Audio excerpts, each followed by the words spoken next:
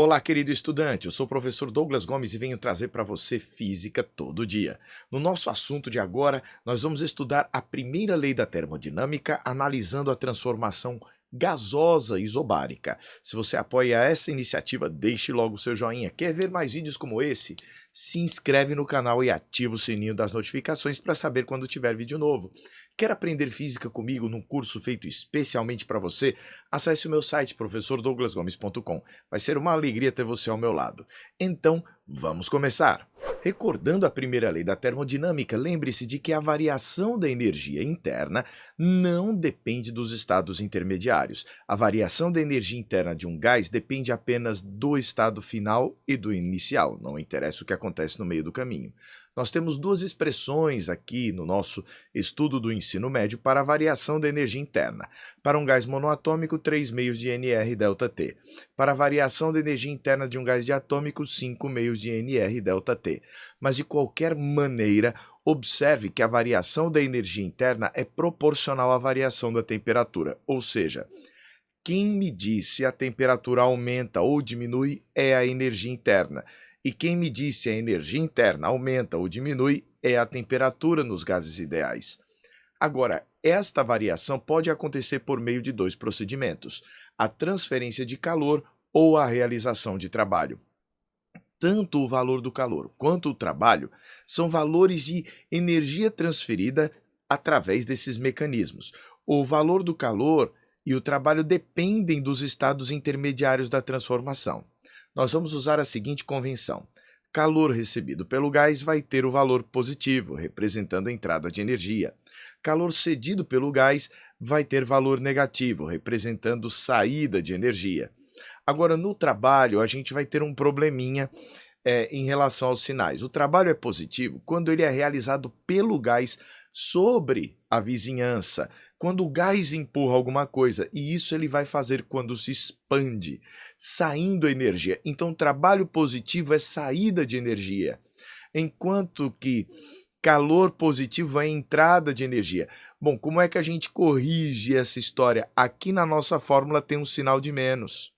Porque menos com mais, já que o trabalho seria positivo, vai dar negativo. Então, na expansão, o trabalho seria positivo e na compressão, negativo. Convenções de sinais. Agora, vamos estudar o que acontece numa transformação isobárica, de diferente das demais transformações. Vem comigo. A primeira coisa que a gente deve ter em mente é que a pressão é constante numa transformação isobárica. Essa é a característica da isobárica. Se a gente for desenhar o diagrama pressão versus volume, o diagrama vai ser uma reta aqui, ó, paralela ao eixo do volume, porque a pressão sempre tem o mesmo valor. Mas a gente aprende que o trabalho numa transformação é a área sob o gráfico, e esta área, fazendo base vezes altura, vai me dar P vezes ΔV. E se você lembrar da equação de Clapeyron, ou de Clapeyron, como preferir falar, a gente vai notar que este P ΔV seria igual a NR ΔT. Então está aqui a nossa equação para o cálculo do trabalho numa transformação a pressão constante. Eu coloco sempre essa letrinha aqui para você saber que este não é qualquer trabalho que está sendo calculado. É o trabalho numa transformação em que a pressão se mantém constante. Então você usa P ΔV ou NR ΔT. Lembrando que quando nós temos uma transformação a pressão constante, a razão volume sobre temperatura é uma constante, e com isso em mente nós vamos verificar que se houver mudança na temperatura, haverá mudança no volume na mesma proporção. Por isso acabam aparecendo estas duas coisas aqui, ó. Se houver aumento de volume, haverá aumento de temperatura. Isso tem algumas consequências. A gente viu que na transformação isotérmica, a variação da energia interna seria zero, porque não haveria variação de temperatura. A gente viu que na isovolumétrica, a variação do volume seria zero. Agora, na transformação isobárica, nada vai ser zero. nem ΔU, nem calor, nem trabalho, nada. Tudo vai existir. E se houver uma expansão, haverá um aquecimento. E é em cima disso que nós vamos trabalhar agora.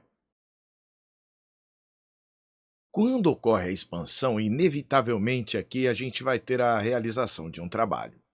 Então, quando o gás efetua o trabalho, empurrando aqui o êmbolo, por exemplo, ele efetua um trabalho positivo. E isso representa a saída de energia.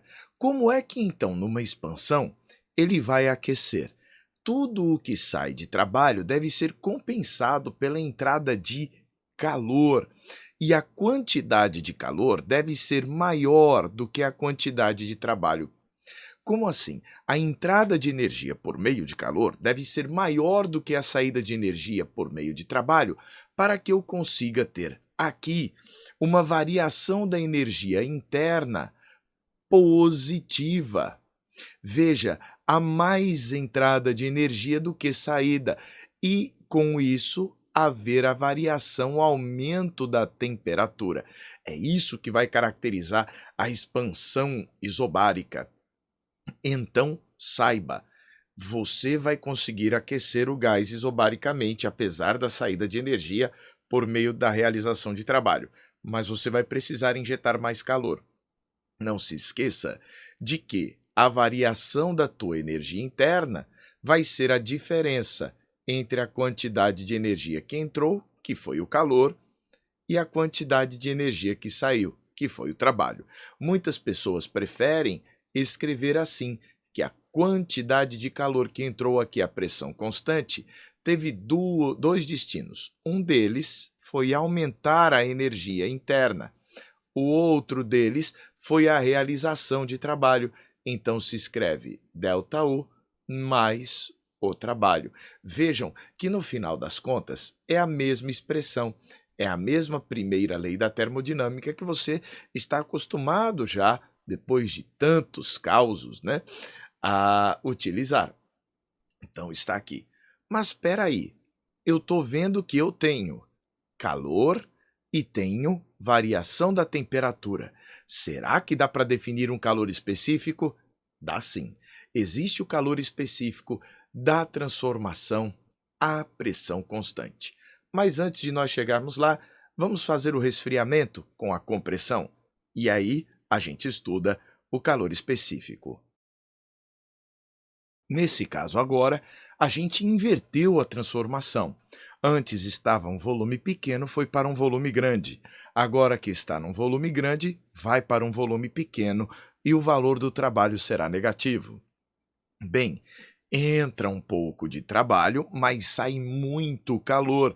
Veja que são as mesmas setas, as mesmas larguras aqui, mas o que mudou foi que ao invés de estar entrando calor e saindo trabalho, está entrando um pouco de trabalho e saindo bastante calor. Nesse caso, proporcionando a diminuição da energia interna e o resfriamento. Mas e o calor específico? Vem comigo. Nós já havíamos aprendido que o calor específico molar é a quantidade de calor sobre a quantidade de matéria e a variação da temperatura, não é mesmo? Agora, nós vamos colocar um pezinho ao lado aqui.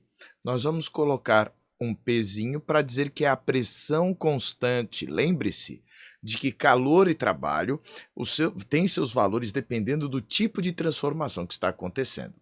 Mas esta quantidade de calor é ΔU mais o trabalho. Então a gente pode igualar isso daqui a ΔU mais o trabalho que está sendo efetuado à pressão constante, isso tudo dividido por N e por ΔT. Essa daqui seria a nossa expressão para o calor específico molar à pressão constante. Mas vem aqui uma ideia. A gente sabe como calcular o ΔU e sabe como calcular este trabalho. Eu vou dar uma desenvolvida nas contas aqui para a gente.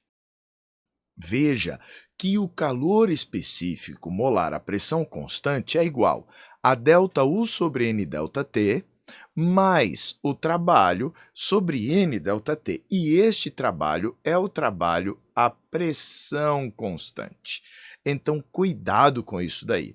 Eu sei que o ΔU sobre o N ΔT é o CV, é o calor específico a volume constante. Você fala, Douglas, eu não me lembro, pois eu vou subir aqui a lousa para a gente voltar, ó, ao calor específico molar a volume constante.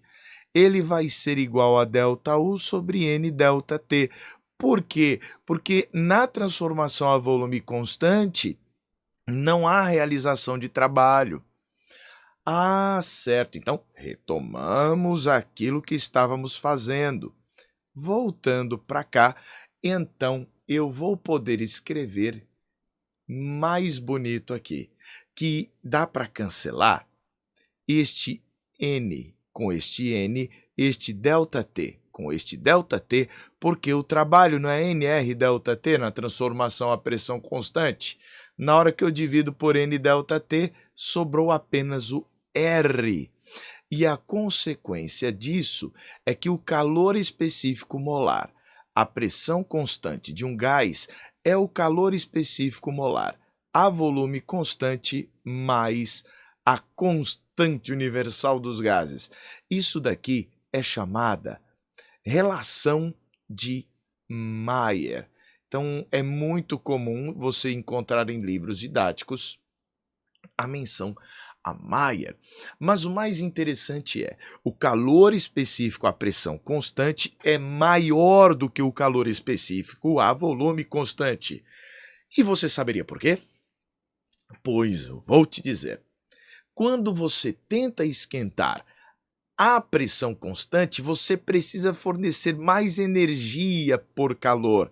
Tem de fornecer mais calor para esquentar. Por isso o calor específico é mais alto. Substâncias com calor específico mais alto, não sei se você se lembra, elas são aquelas mais difíceis de esquentar, onde você precisa de mais calor para poder provocar variação da temperatura? Pois é, nesse caso você vai precisar de uma maior quantidade de calor para provocar essa variação de temperatura, porque esta quantidade de calor vai vazar um pouco na realização de trabalho. Daí, o calor específico ficar maior. Este é o significado. Gostou do nosso encontro? Deixa o seu joinha. Quer ver mais vídeos como esse? Se inscreva aqui no canal e ative o sininho das notificações para saber quando tiver vídeo novo. Quer aprender física comigo, feito num curso especialmente para você? Acesse o meu site, professordouglasgomes.com. Um forte abraço e até a próxima!